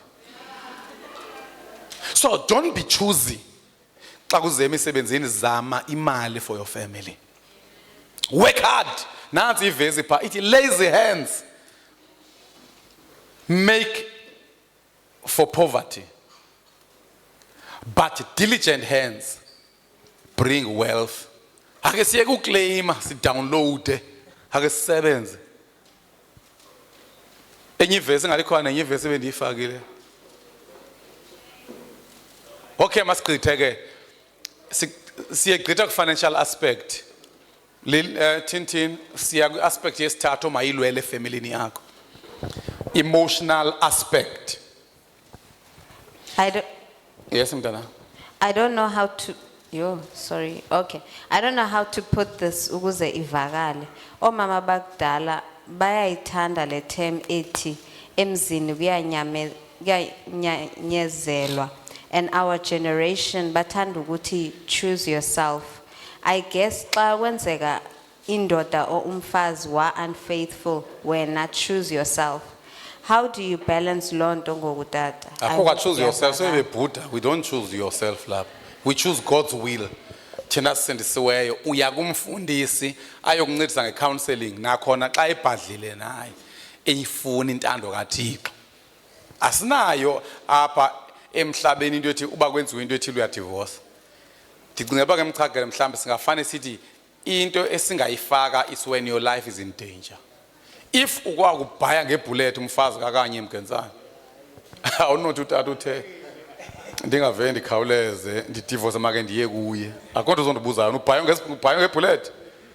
So if your life is in danger, but zonke ezinye you can think twice, you don't have to choose yourself. Okokuqala, you can't choose yourself because if family doesn't exist only because of yourself. So I see fun londo lapha. Choose yourself ntoni. Zii-philosophies zikaSathane ezo. Cha sithi ke hamba uyofumana i-counseling suvele uvele intshumayelo. Uvele uthi ndiyivile intshumayelo ithi mandihlale. Hamba uyomamela kucubungulwe isimo esi. Masiya ke emotional aspect. He protect ifamily yakho joki emotionally. Angalili unwabisa ngenxa yakho. Ngento ubungakwazi ukuyenza ubangalili ngaphandle uba ulilela ubungayicaweni. Xa zothi you baby mshiyelila kuyecaweni. But kuthiwa a wise son bantwana kuthiwa fundani bantwana 1 2 Gwejini funda Toma lamantombazane empumlo ezinje kuthene ngafundi na 1 2 A wise son brings joy to his father, but a foolish man despises his mother. Kuthi xa uphila cinga ngabazali bakho ba manje bagcine bonwabile abazali bami. Let me fight for the emotional state of my family. Intentionally. Uqala uzibuza uba lento ndiyenzayo izokwenzani kwi-emotional state kamama wami. Izomenzana utata lento. Izomenzana utate wethu. Ngaphandle kokuba umama wakho ufuna ungawenza umthetho kaThixo, ungamshiyelila ke. Apho because anamama ngavale manje ukukholwa ndibeliqhirha. So sithetha ngezinto phaya ezingalwe noThixo. Kuthiwa the Proverbs of Solomon, a wise son brings joy to his father, but a foolish brings grief to his mother. Avoid things that can harm your family emotionally. Fakuli, fakanuli pandekahlazeki. Ndweza zigadi izinto ezingalimeza ifamily yakho emotionally. Tsimtsim kubala umntana. Oluhle. Xa ubona uba lento izondonwabisa. Suvela ucimba ugqityiwe. Umbuzo wesibini izoyenzani ifamily yami? life should not just be about yourself. Think about your siblings. Think about your family. Kuthiwa ke masichitheni ke siye kwi-points. Avoid things that will hurt your parents. Avoid things that will hurt your children. Avoid things that will hurt your siblings. Avoid things that will hurt your spouse. Be loyal to your family than extended family. Ungathengisi ngomfazi wakho kumama wakho. Ungathengisi ngomfazi wakho kumfowenu. Ungathengisi ngabantu abakho kwi-extended family. Abona abantu fanele uqale ube loyal kubo immediate family. Ungathengisi ngabo kwi-friends, ungathengisi ngabo kwi-colleagues or even false believers. So ifamily yakho yiba loyal kakhulu kuyo. Ungavele wenze zonke into. Ndandeva kuthiwa khona amadoda abethwa ngabafazi. Kodwa athi xa ifika etywaleni athi uyabethwa umfazi. Uyafika nawe ke ngosoza nalento yasetywaleni ufika uqhaba umfazi ngempama kanti le ndoda iyabethwa. So khawuyikhumbula ifamily yakho. Niyayiphawula uba ifamily sikakhulu sikhumbula xa sekonakela. Yabona xa uzoqeqeze wagqiba kulapho utshoyo ndomjongela ngubani umkam, ndomjongela ngubani umyeni wam, ndobajongela ngubani abazali bam. I think it will be wise to think of these consequences before, when you are tempted. Khawucinge ngezi zinto uzi avoid intentionally. Sitheke into esingazi avoidiyo xa zihethisha ifamily yethu zizinto zikaThixo. Ubi family yakho ihethishwa kukwenza intando kaThixo izoba het idiyeke. Lwazi ndiyifuna into yenu ukuphuma nobabini. Ulwandile man ndathi lwazi nje. Okanye niyoyika kumnyama pha phandle, okanye ni connected in series sanugeza. Sithi ke izinto ezingabakhubekisa abantu uba bakhutyekiswa ukwenza intando kaThixo bawukhubeka baphinde babe right. Anti siyamazi umuntu wakwakhubeka eBhayibhelini ekhutywa intando kaThixo kuthiwa nguJoseph. Wavela wathi gqinge fiancé yakhe seyimit. kuThixo waphinde oyilungisa loo ngxabano. So yazi uba abantu bakhala emotionally ngenxa yentando kaThixo uThixo uzophinda abalungise yena. Kodwa andithi masibe inconsiderate. Kodwa awunoba sensitive uzamela ifamily yakho ngokuba uxabane noThixo. Next. Yeyiphi enye aspect? Okay, masiqalele zeziphi aspects esizilwayo? Number 1, educational aspect. Ifamily yakho mabe ifamily ezifundiswa ngenxa yakho. Number 2, financial aspect. Ifamily yakho mayibe ngcono ngokukho wena. Number 3, emotional aspect. Nongo ifamily yakho mayingakhali, mayingalili ngenxa yakho. Umzali wakho angakhali, umfazi wakho angalili ngenxa yakho kuba uthe phiriphrizi friends nibukela ibhola koko. Uhlala sitting room umfazi alinda ncame. Uligeza nje le ndoda. Number 4, moral aspect. Aphe kuziphathene kahle, khawuziphathe kahle. Keep your morals in check always. So lozijonga uba njengolo mfana lo ubanele ebesisho uba pha eMonti eQueenstown akagcinwanga uninu le ngaseVerelem. Kodwa umfana uzigcinile pha usoloko ezigcina i-moral standards zakhe, moral zakhe in check. Number 2, immorality can destroy you and your family.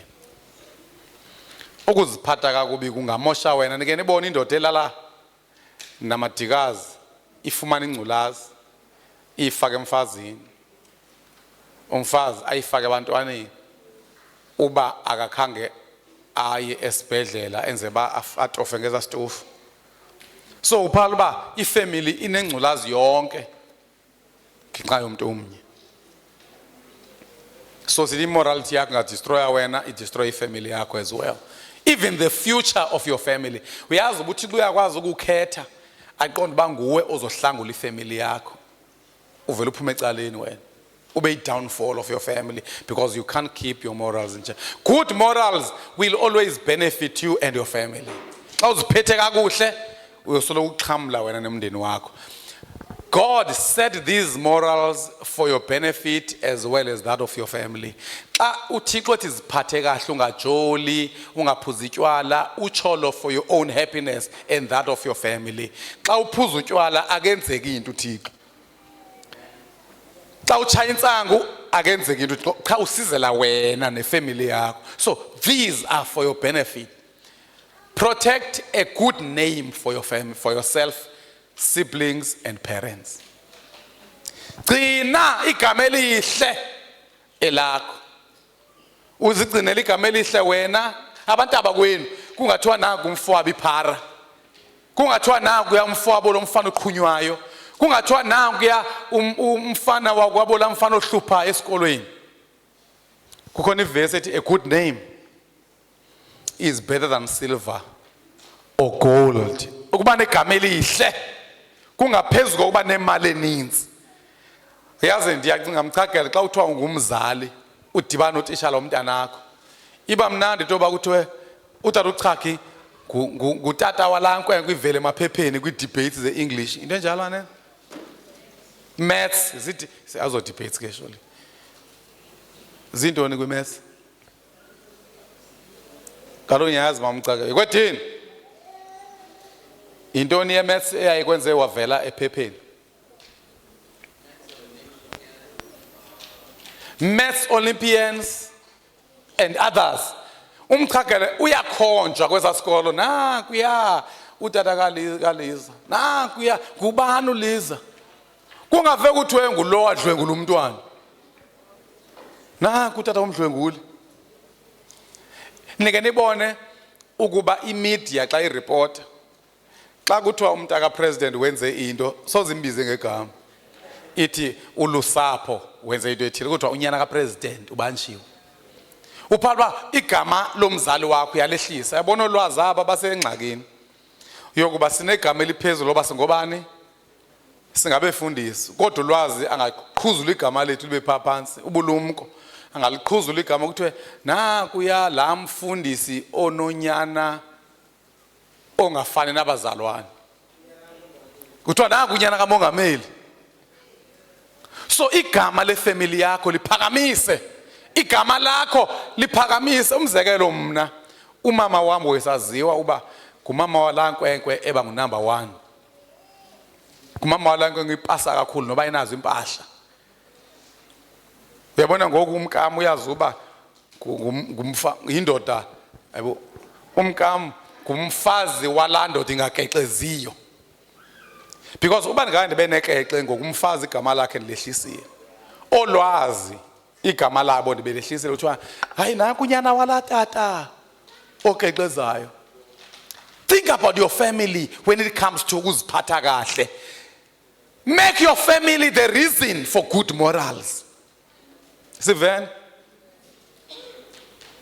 protect igama elihle ikhona le verse.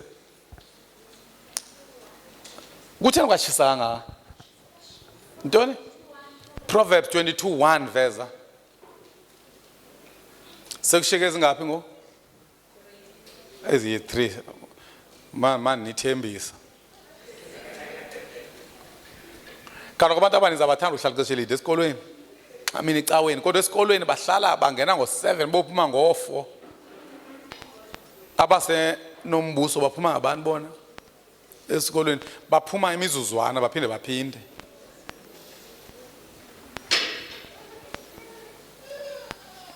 Hayi sesigqibile. Iphi nansi kanti iphi le verse? Kwenzeka ntoni Pandira? Khovela ifunde babe isikhatheni. Uthi ngubani ke? Proverbs 22 verse 1. Proverbs 22 ndiyera ubongenelela nawe mfo ngabufunxibizi nansi kalapha. Proverbs NIV no good name than reputation. hayi sifuna NIV mntanami. Oh kanene baqala baphume kwi notes baye ngapha ndiri ubongenelela ilula lento kuyo apha. A good name is more desirable than great riches. Uyazi bakhona abantu abafuna ubutyebi abanandaba negama. Ube igama lakhe wenzekani kulo.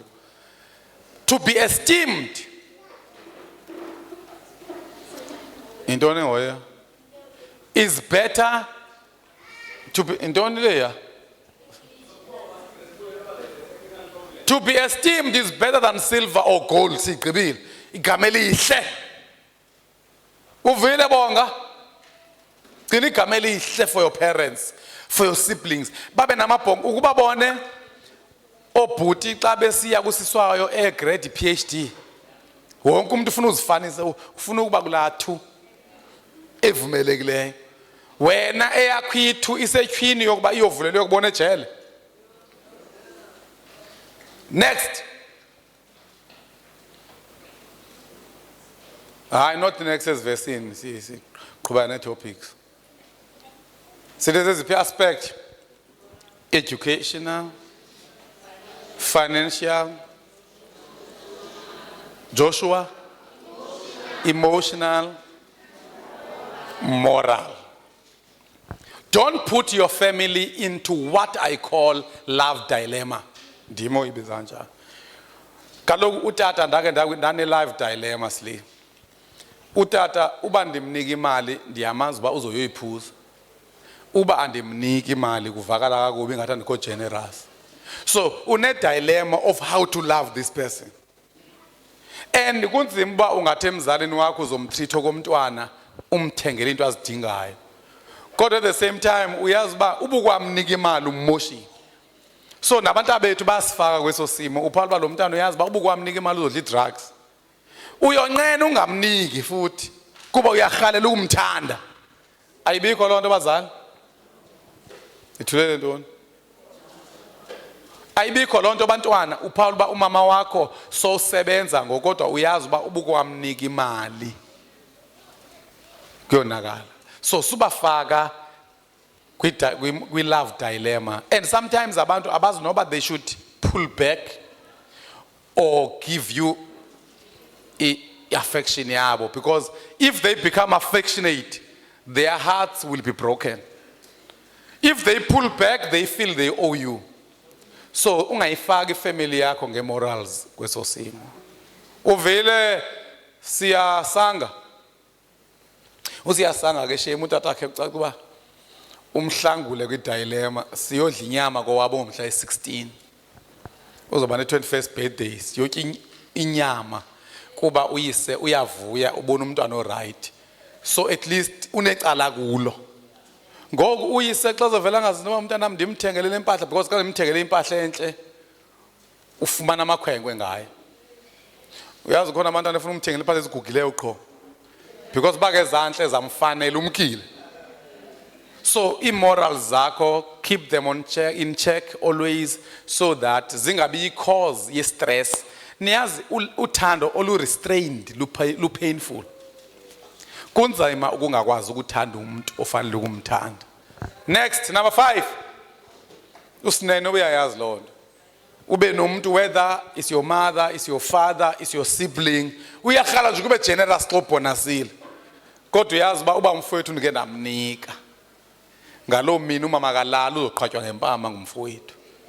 So we call that love dilemma or affection. So never expose your family to legal torture. Ndibona ndiyingqaleleya into ye legal aspect. Khawusoloko on the good side of the law. Always conduct yourself in a legal manner. Plan never to have your family pay bail or even visit you in prison. Because umzekelo ngoku never expose your family to prayer dilemma. Ndibiza by prayer dilemma leyesibini. Xa umntana wakho ebanjiwe edlwengule. Antu uyarhalela uba angagwetywa. Kodwa uyarhalela nejustice. So xa uzapha ngaphambili emcagele kuba nje ulize edlwengule intombazana uthandazela ntoni? Uba liwina ityala noba liluze uyaqomba ku dilemma still. So ungabafaka abazali kulo dilemma e painful olohlo. Yes, baby. So tata, kule ye legal torture in terms of ukubhatala bail and stuff, fanele bathini ukuze babaleke abangadibana nayo ngokuphula imithetho yemigwaqo? Hamba ngespeed singabambisiyo. Andigqiba? Nandibheka kanje ubabe nayo nobonjwa ngakubi. ndithi hamba ngespeed esinjani esingabambisiyo. Uba apha eSouth Africa kutsho abantu ungasoze usijonge nawe babe apha. Ndeva kuthiwa ubukwafunyana uhamba ngo-160 awunikwa tikiti. Uyongena straight. Uyophuma ngebail. At the same time kodwa masisukeni kwangoko kaba siyazama nathi ukusuka kwangoko. Xa uya elusikisiki zinike 3 hours. Uzoba safe. Ndenza loo nto ngoba bami. 3 hours xa ndilesikisiki xa ePort St John's 4 hours. Cha uyabhanxeka. Xa usozinike 4 hours uzibone usashekelwe 30 minutes kodwa songena ePort St John's. Kuba ngathi udlale ngobuthongo bakho. Udlala ngobuthongo bakho ube clever. Sithi ke enye into ongayenza ukuze ifamily yakho ingabhatali bail. Suhamba nabantu abarong. Uyazi ba ngamanye amaxesha akubanjwa wena. Kubanjwa eliqela lakho. Uzoyiprova lonto ecourt. Kaba ndiyacinga mthagelo ba sithini le bail sibabhatalela abantwana ibail okanye singababhataleli.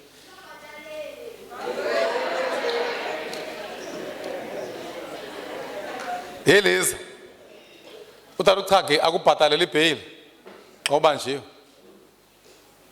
when you are arrested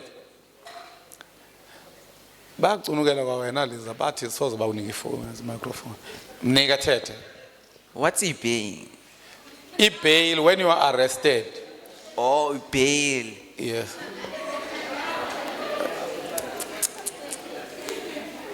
Should he pay for you? Or will you put him in that position where he'll have to consider paying bail for you? What crime did I do? Whichever crime, maybe uhambe nabantu who did the crime. Uyaqonda ba kaloku I bad company Yes. can land you in jail. So now, if it happens that when uhambe nabantu abarongo and you find yourself, should he pay bail for you or uzozame? Pay. Pay. Yes. Why did you choose the wrong company, bad company? Could you the better way? Let's get out of bad company. Because into enzekayo kubanjwa insangu kothile. Kuve kuthiwe nini nonke. Kubanjwa drugs kothile kuthiwe nini nonke. So never expose your family to prayer dilemma where you commit a crime and your court date is set. Your family will never know how to pray, especially if you are guilty. And it nagu sli uyamazi buyenzile lento. Umthandazo wakho unzima kakhulu apha. So kusho ukuthi ke ngoku it's either it's justice or nonsensical love. Sithi ke wena icingele ifamily yakho ziphathe kakuhle ungayifaki kweso simo. Number 6. Second last. Sithe kuvumelekile ba ume ngenyawo uthi into engavumelanga ukuphuma. Physical aspect, that is physical dangers. Yabona ke leya is very serious. Nami kuzofuna ndisebenze nzima pha kuwe. Mchakene. Xa ubalekisa kakhulu xa udriver ifamily yakho oyifakanga kwi physical danger. Kaba ke ndicinge la nto uba umyeni wakho, umfazi wakho, umntana wakho angaka wheelchair. Usazi uba imoto iwe ihamba ngo160. Would you forgive yourself? Nah. Sithi ke never expose yourself or family to physical harm or danger. Bantwana abancinci Sunday school. Sunday school. Ningakhwela emthini. Because if you khwela emthini, you are exposing yourself to physical danger. You will fall. Uphuke. Ingalo kufuneka kuba siwalisa. Ningathatha kancinane lento kodwa nizoyibona xa nibe careless. Fight for a family. Yes. Kule ndawo ye legal aspect kwi context yesikolo if abafundi ba striker against into ekuchaphazelayo njengomfundi ingabe umela ijustice okanye ubuya umva. Hayi khawume ngejustice Mpimo hayi.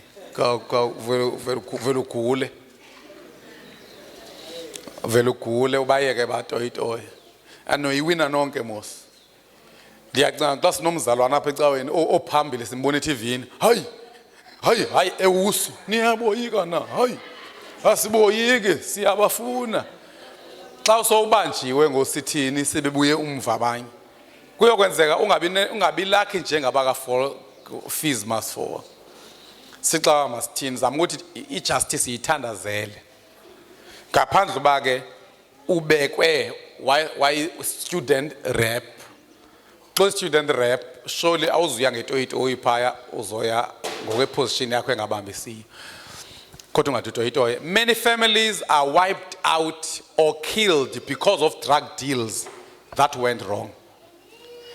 Ningena babona abantu be-drugs indlela abaseyona babulala ifamily yonke ngenxa wena 100,000 ilahlekile khange iphelele imali. Into endiyiphawulayo mna i-drug dealers azifuni kulahleke nesenti. Nike nayibona into ibise-TV ethethwayo ngoyalo mfo kidnetshiweyo kuthiwa kwathi ukweleta i-5 million ukweleta i-20 million ye-drugs kwathini uyaqonda uba ngoku umama wakhe ukhalwa ngayo umama ulila yonke imihla ucela uba umntana wakhe abuye kodwa allegedly kuthiwa umntwana ukweleta i-5 million kubantu be-drugs nakwenye indawo apha ebukhelwaneni yakhumbula kubulewe abantu abayi-18 befamily allegedly kusolwa into ye-drugs. So sometimes ungenza into ucimba izojikela wena wedwa kanti izovela ibethe ifamily yonke. Okokuqala if ubanjwe uthengisa i-drugs okanye uvela uthengisa i-drugs uthengisela umntwana vela phambane uyisewo lomntwana ngeke afune ifamily yakho ayibulale yonke. So don't expose your family. Never expose your spouse to sexually transmitted diseases. Yeah, madoda. Ningabuyi negcusuwa lapha. Apha madoda, bapha madoda. Apha ngasemva ndira msuthu. Ningalale nezinye izinto lapha. Nibuye nabafazi benu nibathelele lapha. Motwana. Mtakele ngali protect abafazi bethu nani bafazi ningazothelela abafazi amadoda ngegcusuwa nezifo zocansi. Last one, the best, I saved the last, the best for last, not the last for the best.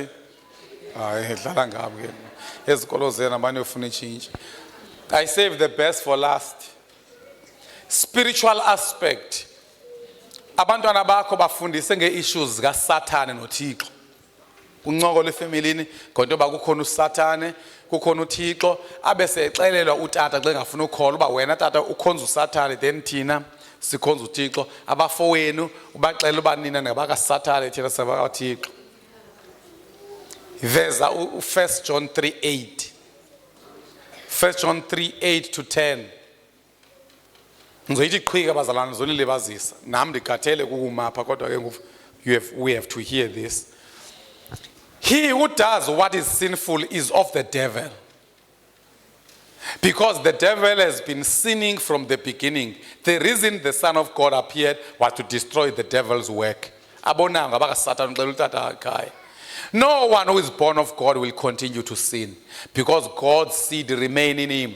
He cannot go on sinning because he has been born of God. This is how we know who the children of God are and who the children of the devil are. So efamily mangincokolwe nje uba lo ongakholwayo odlizono ngumntana kaSathane icace noba ngutata akho. Wazi uba unotata ungumntwana kaSathane. Sevana? Unotata umntwana wabani? Uba umama wakho akakholwa, umama wakho umntwana kaSathane. Uba umakhulu wakho akakholwa, ugogo wakho umntwana kaSathane ugogo. Utata umkhulu wakho xa engakholwa umntwana kaSathane kodwa ungamxeleli. Don't tell them xa usemncinci, but you should know it.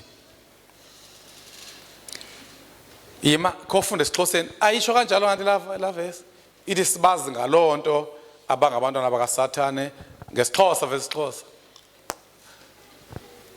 Ndifune noSathane not abakamtyholi ma.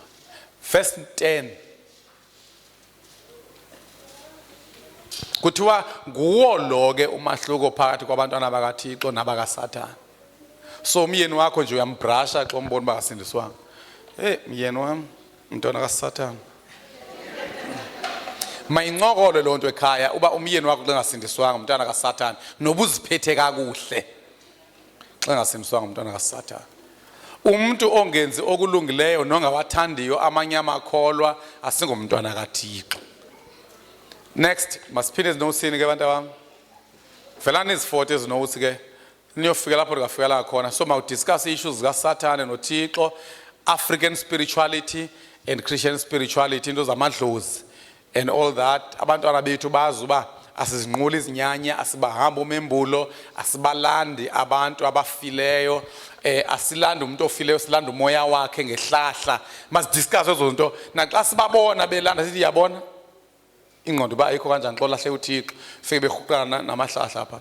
Trust in the spiritual powers. Sibafundisa abantwana bethu sili ngokuba bathembe amandla kaThixo. Umntwana angafikeli kwimeko ethi yo ndinzinyelwe andazi uba ndoncedwa ngubani. Makazi ukuba uba amandla omuntu ayaphela kulapho uqala khona amandla ke ngoku asupernatural. Masazi uba amandla supernatural akave solo ngakaSathane kuphela. Niyazi abantu mchakela ubukwane ezinto ezingakulingananga bava bathi uthwele. Abazi uba nakaThixo amandla ayakwazi uba sibe nezinto esingafanelanga banazo. Unity. Bufundisa ifemi abantwana bakho ngeunity. Bazi abantwana bakho uba indlu yakho ngeke be united nefamily yakho xa ifamily yakho ingasindiswanga. Nivile? Ayenzeki iunity xa nikhonza uThixo abangafani. Xa nekwi different spiritualities. So into eningenzeka ingayi understanding yoba nihambelane out of understanding, not out of unity. You can't celebrate unity nomuntu ozothi xa une birthday afune wenza utywala. There can't be unity there. So abantwana mabayazi lonto, celebrations, how we conduct them, and God's centrality. Uba uThixo mabe at the center of everything we do. Hayi ke. Masimene ngamawutu. Masimene ngamawutu. Wakwathi omnye umfo ari masimene ngamawutwana.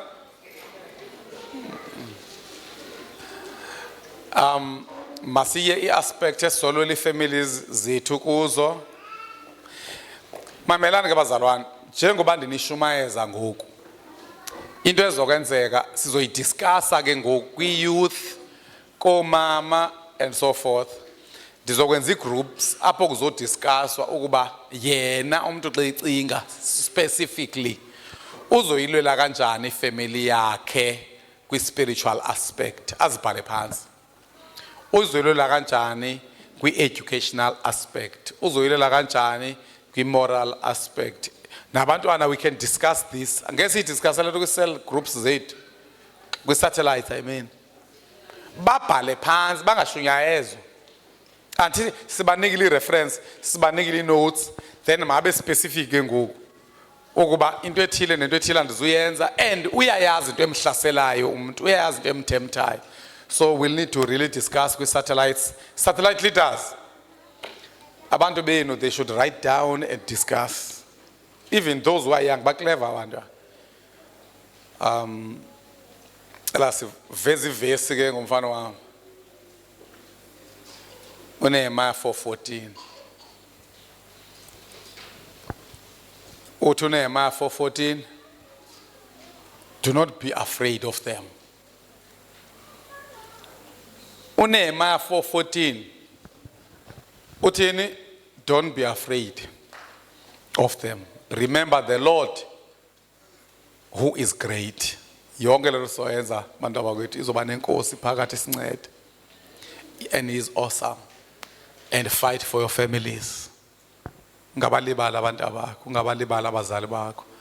Ngabalibala abafowenu. Umzali wakho xa esiya esikolweni uthi xa engena egeyithini kuthiwe nanku yalamzali umntwana ogwaze omnye, kanti bonke abazali barhalela ukungena.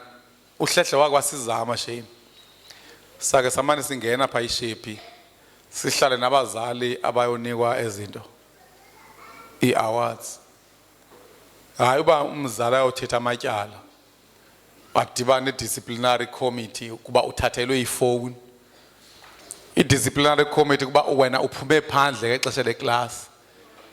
Uyazi uba thina ngexesha lethu umchagele woke woyike uba kuthiwa kobiza umzali wakho. Notitshala babesazi uba yiyona punishment enkulu xa beke bathi sobiza umzali sowethuke, because you want to protect the name of your parents, the name of your family. Bangade basho abantu bathi siyarhala ukubona uyise, siyarhala ukubona unina. Protect your family.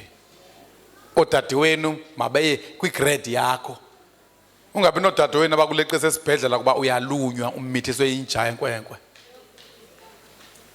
Umane uyohluka uhlala nguyohluka uhlwesisa umama wakho akachazekanga because uzoba lidikazi lapho. Think about your family. Cela sivala amehlo.